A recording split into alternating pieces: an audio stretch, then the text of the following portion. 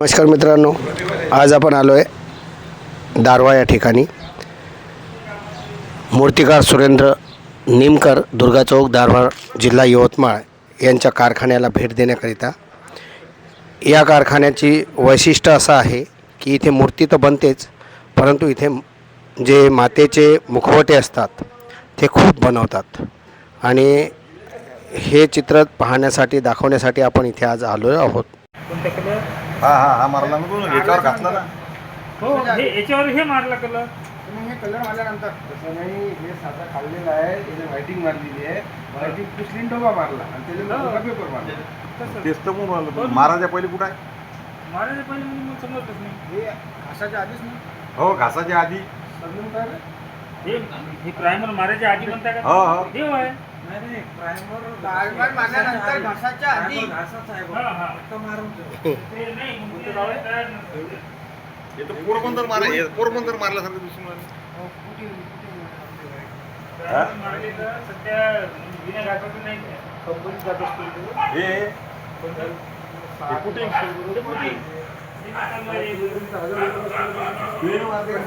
मराठात जर काम केलं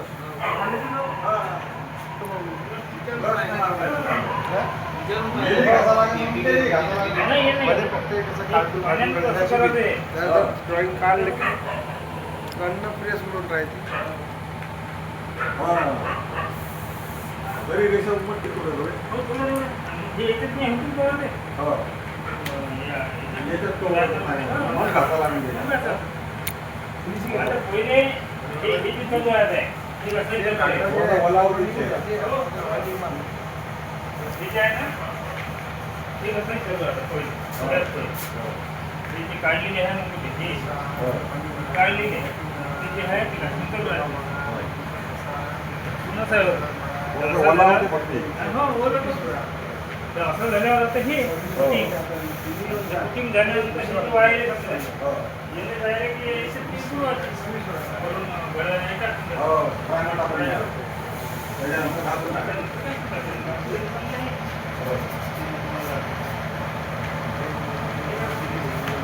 हे आजच पेन मारलं नाही, ते मारलं. हे प्रश्न मारून राहिले. एकच पेन मारलं तर उडीची पेन येईल. याच्यावर यानं काय होतं माहिती आहे का? यानं तर मारले होते, त्याची भीती लागायची.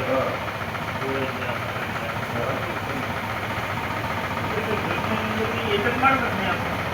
काय सांगायचं? नाही, डोळ्यात मारतच नाही. फक्त काय होते, ज्यावेळेस पाणी मारतो, पाणी इकडलं इकडे. कुठं आहे ते काय म्हणून लागेल. हो, थोडंफार असं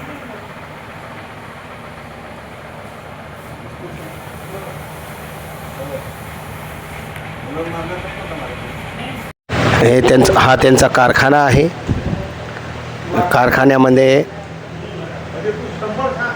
मुखवट्यांचा रंगरंगोटी सुरू आहे आणि खूप बल्कमध्ये इथे मुखवटे पाहावयास मिळतात. या मुखवट्याला आपण महालक्ष्मीचे मुखवटे असे म्हणू. इथे काम सुरू आहे. हा कारखाना आहे. विशिष्ट म्हणजे हा यवतमाळ जिल्ह्यातील दारव्हा या ठिकाणी हा कारखाना आहे. मूर्तिकारांचं नाव आहे अक्षय निमकर आणि हे त्यांचे मुखवटे आहेत. हा कारखाना पाक इथे मोठा कारखाना आहे. सगळीकडे तुम्हाला मुखवटेच दिसतील. सगळ्या खाण्यामध्ये मुखवटे भरलेले आहेत आणि हे यांचं बारोमासी काम आहे आणि हा यांचा व्यवसाय आहे. आणि त्यांचा हा व्यवसाय जवळपास 10 ते 12 वर्षापासून सुरू झालेला आहे. त्यांनी आपलं करिअर यातच करावं असं ठरवलं आणि हे कार्य सुरू केलं. तर आपण पाहू शकता की इथे खूप मुखवटे तयार करून ठेवलेले आहेत. फक्त त्यांना कलरिंग करणे बाकी आहे. आपण घेऊ त्यांची एक छोटीशी मुलाखत.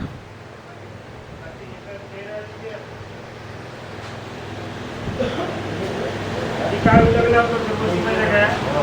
हिराचं जे मुकुटा आपण तुम्हाला दाखवला होता मला ते हे आतमध्ये बसून आहेत सगळे. हे वहिनीच्या बळावर हा आहे तो मुखवटा. हा तो वेगळा दिसून राहिला. हे आता हे नवीन आहे. नवीन पॅटर्न केला आहे त्याचं. हे सर्व रॉ मटेरियल आहे, बनवून ठेवलेलं आहे. पांढरा होता नेला होता. हे आता सध्या कच्च्यामध्ये आहे.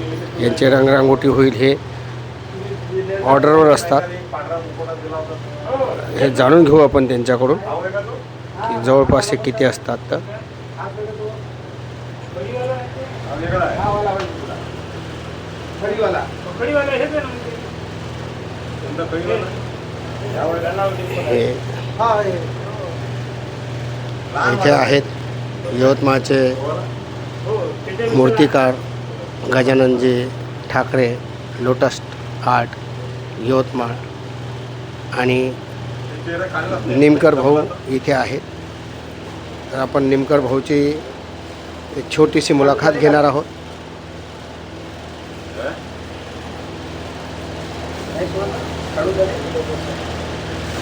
ऐसा पकड का.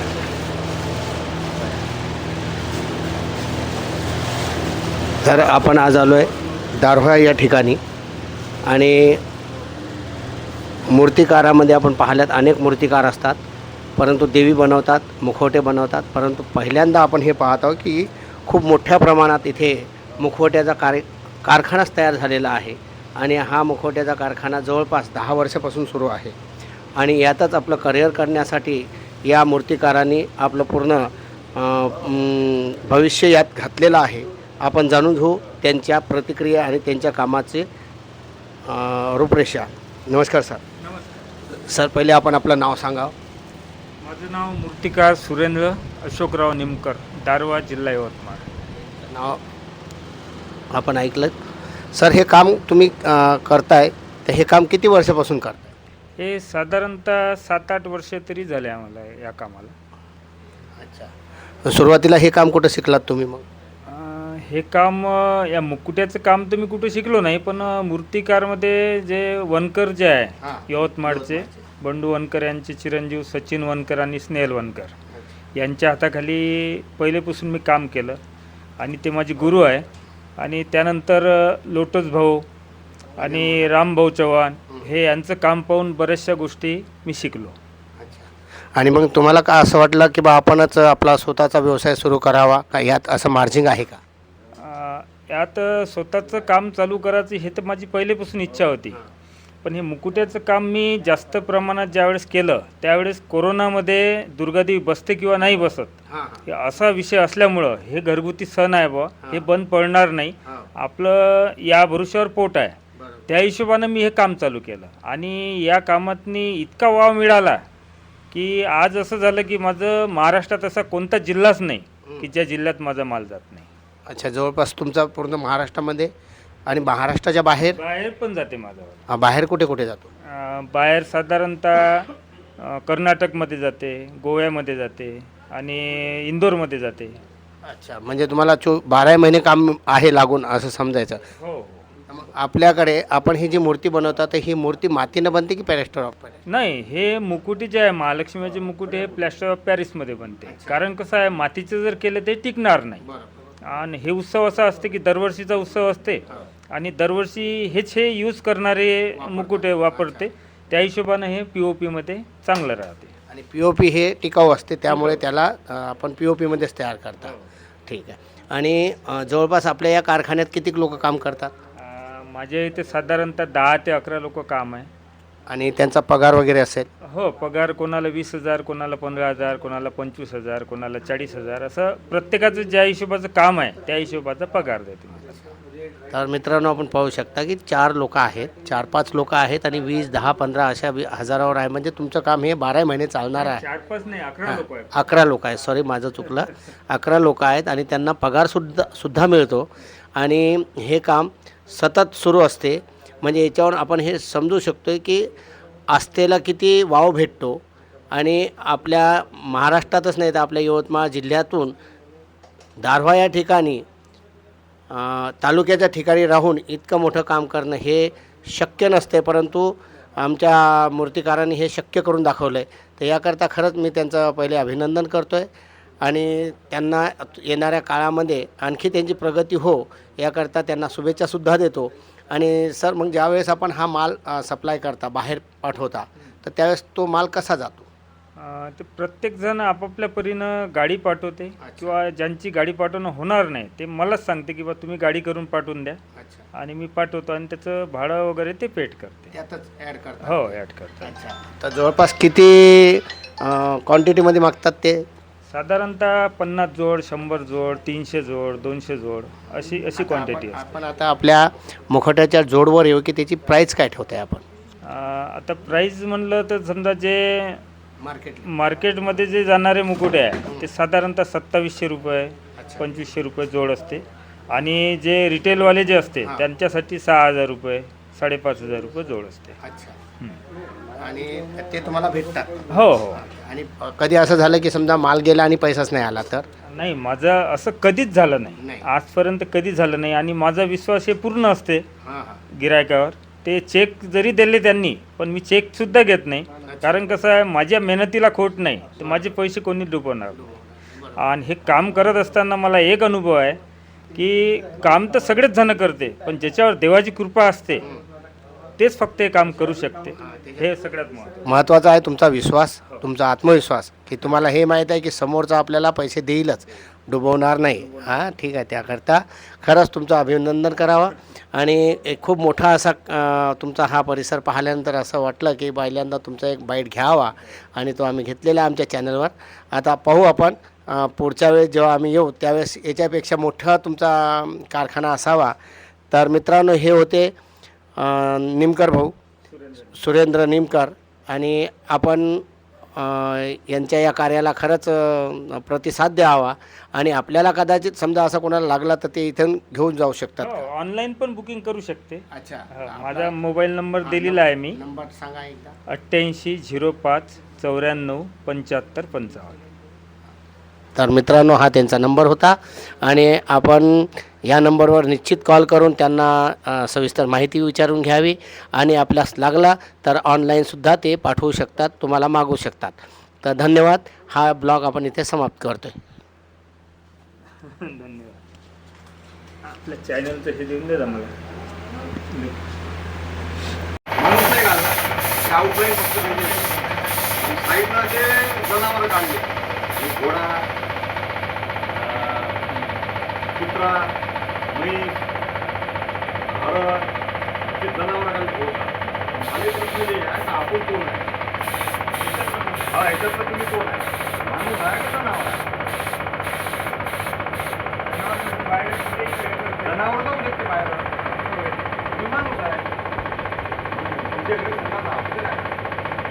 हे कसं आहे माहिती का, रेंज जे आहे ते तुम्ही तुमचा डेव्हलप कसा करता हे लई महत्त्वाचं आहे. आणि याला समोर जाऊन खूप कॉम्पिटिशन आहे. आता कसं आहे, मी झालो बाकी आहे कलाकारी काढून घ्यायचे जे कॉम्पिटिशन वाढवलं.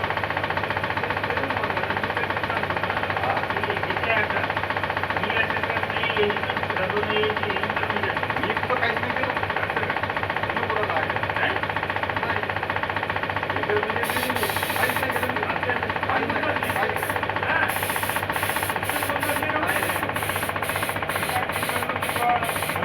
तुला सांगतो मी, त्या टायमाला मी शाळेत होतो ना, त्या टायमाला जेवढे काही कलाकार तुम्ही सांगता येईल जेवढे कलाकार आहे यवतमाळचे मान्यता प्रमाणात वर्षात प्रमाणात सगळेचे सगळे नाही का पुढे शाळेमध्ये तुम्ही त्या महापुरुषाची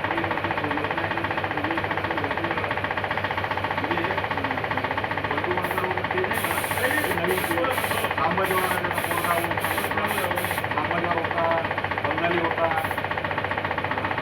मान्यकर होती सगळी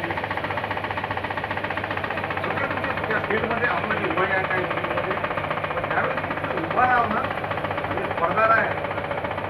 त्याच्याकडे बोले पहिला नंबर तर गेला आता दुसऱ्यासाठी पाहत आहे